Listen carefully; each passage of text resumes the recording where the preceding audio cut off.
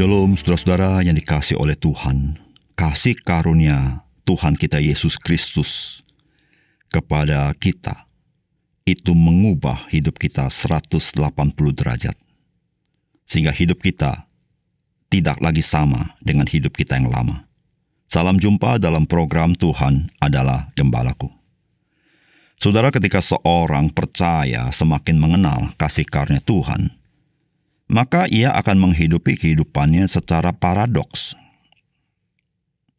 Maksudnya, semakin ia berarti, semakin ia merasa tidak berarti. Semakin ia memberi sumbangsi, semakin ia merasa belum berbuat apa-apa. Semakin ia hidup sungguh-sungguh bagi Tuhan, semakin ia merasa ia orang paling berdosa, dan lain sebagainya.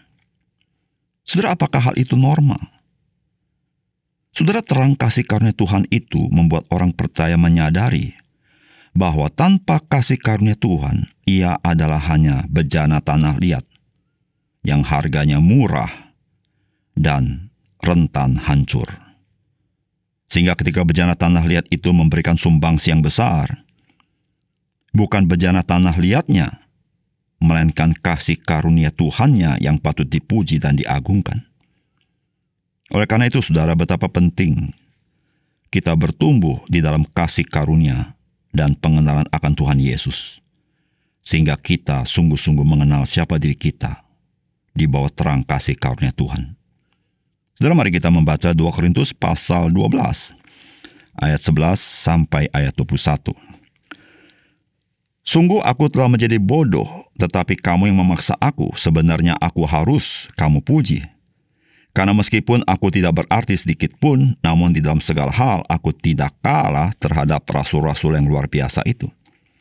Segala sesuatu yang membuktikan bahwa aku adalah seorang rasul telah dilakukan di tengah-tengah kamu dengan segala kesabaran oleh tanda-tanda, mujizat-mujizat, dan kuasa-kuasa.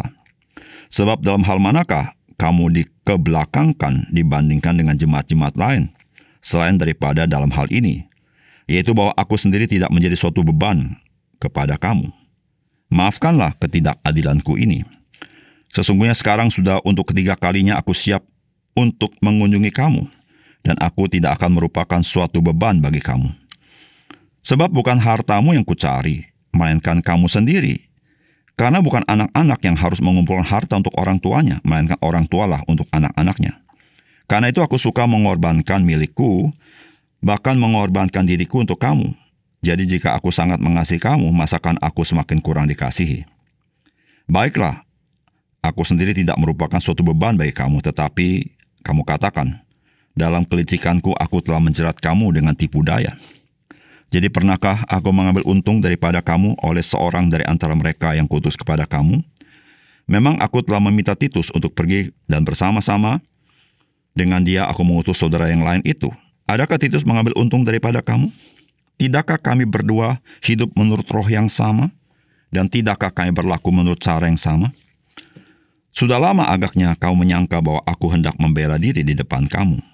Di hadapan Allah dan demi Kristus kami berkata, semua ini, saudara-saudaraku yang kasih, terjadi untuk membangun iman kamu.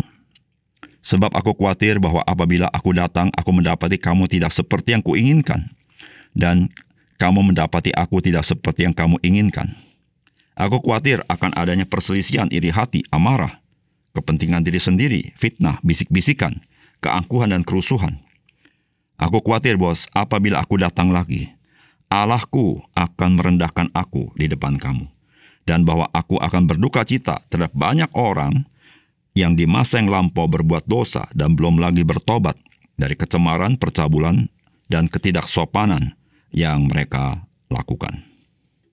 Saudara yang dikasihi oleh Tuhan, posisi Rasul Paulus sangat sulit di gereja di Korintus, karena ia berhadapan dengan para pengajar palsu yang bermegah atas hal-hal yang lahiriah, dan menganggap diri mereka berotoritas dengan merendahkan Rasul Paulus.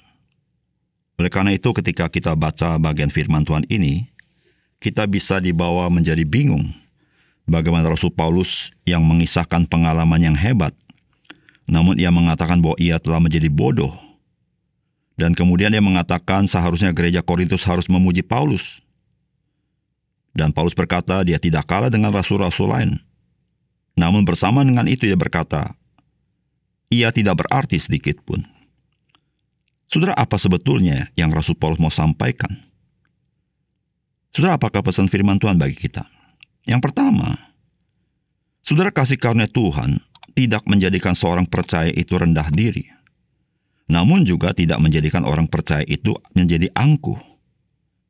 Namun menjadikan orang percaya tidak bersandar dan tidak bermegah dengan diri sendiri, melainkan kepada Tuhan. Saudara, firman Tuhan berkata demikian. Sungguh aku telah menjadi bodoh, tetapi kamu yang memaksa aku. Sebenarnya aku harus kamu puji. Karena meskipun aku tidak berarti sedikit pun, namun di dalam segala hal aku tidak kalah terhadap rasul-rasul yang luar biasa itu. Segala sesuatu yang membuktikan bahwa aku adalah seorang rasul telah dilakukan di tengah-tengah kamu dengan segala kesabaran, oleh tanda-tanda, mujizat-mujizat, dan kuasa-kuasa. Sebab dalam hal manakah kamu dikebelakangkan dibandingkan dengan jemaat-jemaat lain? Selain daripada dalam hal ini, yaitu bahwa aku sendiri tidak menjadi suatu beban kepada kamu. Maafkanlah ketidakadilanku ini.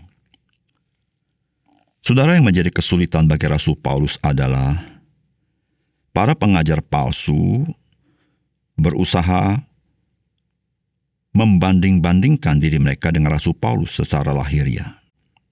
Menyombong-nyombongkan diri mereka dibandingkan dengan Rasul Paulus. Mereka berusaha seperti petarung yang telah mengalahkan Paulus. Disitulah saudara, ketika Rasul Paulus menceritakan siapakah dia dengan pengalaman yang luar biasa, dengan penderitaan yang dia alami, di situ Rasul Paulus merasa bahwa dia telah menjadi bodoh. Bodoh dalam arti dia mengagung-agungkan pengalaman rohaninya dan pengalaman penderitaannya, yang sesungguhnya dia tidak ingin melakukannya. Tetapi dia lakukan. Kenapa? Karena kondisi dan situasi jemaat di Korintus yang lebih berpro kepada pengajar-pengajar palsu. Disitulah saudara-saudara Rasul Paulus, dia menyadari bahwa apa yang terjadi dengan diri dia itu semata-mata kasih karunia Tuhan. Namun pada saat yang sama dia harus menyampaikan kepada jemaat di Korintus bahwa dia tidak kalah dengan para rasul-rasul yang luar biasa. Namun bersama dengan itu dia berkata, sebenarnya dia tidak berarti sedikit pun. Mengapa Rasul Paulus berkata demikian? Karena dia sadar itu semua kasih karunia Tuhan, bukan karena dirinya. Saudara, disinilah kita melihat paradoks daripada orang percaya. Saudara, kasih karunia Tuhan tidak menjadikan seorang percaya itu rendah diri, sehingga dia tidak sanggup memberikan sumbangsi, dan dia hanya berdiam diri dan tidak melakukan apa-apa. Tapi justru kasih karunia Tuhan itu memampukan dia menjadi percaya diri. Namun sesungguhnya dia bukan percaya diri. Dia percaya kepada kuasa Tuhan. Dan kasih karunia Tuhan juga tidak menjadikan orang percaya menjadi orang yang angkuh. Karena dia tahu ketika dia melayani, melakukan sesuatu, bukan dengan kekuatannya, tapi ada kuasa Kristus. Karena Kristus berkata, di luar aku kamu tidak dapat berbuat apa-apa. Di situlah saudara-saudara kita belajar satu hal, bahwa menjadi orang percaya yang sadar kasih karunia Tuhan, kita bisa hidup sebagaimana seharusnya. Kita tidak melampaui apa yang sepatutnya kita pikirkan. Namun kita tidak juga membuang diri kita dengan hal-hal yang tidak patut, karena kasih karunia Tuhan itu bagi kita. Namun saudara, yang kita selalu megahkan, yang kita selalu sandarkan adalah Tuhan dan kasih karunia-Nya. Disitulah saudara-saudara, ketika kita jatuh, kita tidak rendah diri. Ketika kita berprestasi, kita tidak menjadi angkuh.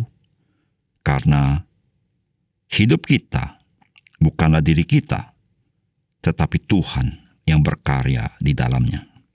Yang kedua, Saudara, melayani dengan motivasi untuk mendapatkan sesuatu dari orang yang kita layani, sesungguhnya itu adalah melayani diri sendiri. Namun melayani dengan sungguh-sungguh adalah ketika kita membawa orang lain bertumbuh di dalam Tuhan Yesus. Saudara, firman Tuhan berkata begini, sesungguhnya sekarang sudah 3 kalinya aku siap untuk mengunjungi kamu, dan aku tidak akan merupakan suatu beban bagi kamu, sebab bukan hartamu yang kucari, melainkan kamu sendiri. Karena bukan anak-anak yang harus mengumpulkan harta untuk orang tuanya, melainkan orang tualah untuk anak-anaknya. Karena itu aku suka mengorbankan milikku, bahkan mengorbankan diriku untuk kamu. Jadi jika aku sangat mengasihi kamu, masakan aku semakin kurang dikasihi? Saudara, Rasul Paulus difitnah oleh pengajar-pengajar sesat bahwa sesungguhnya Rasul Paulus itu tidak punya motivasi yang benar, tidak terlalu menghargai jemaat di Korintus. Mengapa demikian? Karena Rasul Paulus menolak bantuan daripada jemaat Korintus. Saudara, Rasul Paulus memberitahukan kepada jemaat Korintus, pelayanan Rasul Paulus di jemaat Korintus bukan dengan motivasi mendapatkan uang mereka, tetapi motivasinya adalah diri mereka sendiri. Rasul Paulus ingin menguatkan iman mereka. Rasul Paulus ingin menolong mereka supaya mereka semakin mengenal Kristus dalam hidup mereka. Tetapi berbeda dengan pengajar-pengajar palsu. Mereka memang mengajar dengan ajaran-ajaran yang tidak tepat dan tidak cermat dan tidak benar. Dengan satu motivasi adalah mendapatkan sesuatu dari orang-orang Kristen di Korintus. Saudara yang dikasihi oleh Tuhan, motivasi merupakan hal yang sangat penting dalam hidup kita. Dan motivasi itu sangat mempengaruhi bagaimana kita melayani Tuhan. Saudara, jikalau motivasi kita dalam kita melayani Tuhan, di dalam kita berbuat sesuatu adalah untuk mendapatkan sesuatu dari orang lain, maka sesungguhnya kita sedang hidup bagi diri kita sendiri. Kita sedang di dalam kepalsuan. Kita sedang hidup egosentrik. Dan saudara, perlu kita ketahui, orang semacam ini lebih sering kecewa. Orang semacam ini lebih sering menghalalkan segala cara. Orang semacam ini lebih sering menutupi kebenaran. Karena tujuannya adalah menyenangkan orang lain supaya bisa mendapatkan sesuatu dari orang lain. Saudara, kita sebagai orang percaya, ketika kita melakukan sesuatu, melayani, maka tujuan kita adalah supaya kita mempermuliakan Kristus. Supaya orang lain boleh mengenal Kristus. Supaya orang lain bisa bertumbuh dalam Kristus. Supaya orang lain lebih mengasihi Kristus. Bukan berpusat pada diri kita sendiri. Disitulah saudara-saudara, artinya kita mengasihi orang lain. Itulah artinya, saudara, kita melayani orang lain. Disitulah artinya, saudara-saudara, kita memberkati orang lain. Saudara, biarlah motivasi ini, motivasi untuk menjadi berkat bagi orang lain, membawa orang kepada Kristus, itu menjadi motivasi kita. Di dalam tutur kata kita, perbuatan kita, kebaikan kita, pelayanan kita, kehidupan kita. Karena itulah yang membuat kita selalu bersyukur apapun yang kita alami. Karena Tuhan, Dia tahu apa yang kita kerjakan. Dan kita percaya, Tuhan tidak pernah meninggalkan kita, Tuhan tidak pernah mengabaikan kita. Dia ada bersama-sama kita. Karena kita hidup adalah bagi Dia. Mari kita berdoa. Bapa surga, terima kasih untuk kebenaran firman Tuhan. Tuhan menolong kami bagaimana kami hidup, supaya kami hidup sebagaimana yang Tuhan kehendaki.